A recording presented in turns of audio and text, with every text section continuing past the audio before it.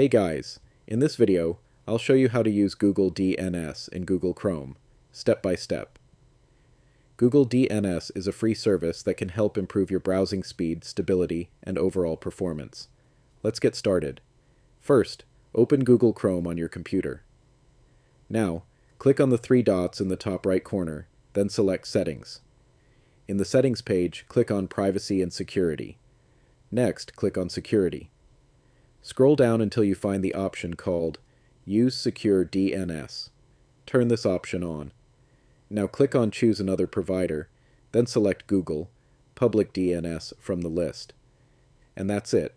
Chrome will now use Google DNS to help make your browsing faster and more reliable. If you ever want to switch back, just return to this section and change the provider, or turn off Use Secure DNS. If this video helped you out, drop a like. It really supports the channel. And for more quick and practical browser tips, make sure to subscribe. Thanks for watching, and I'll see you in the next one.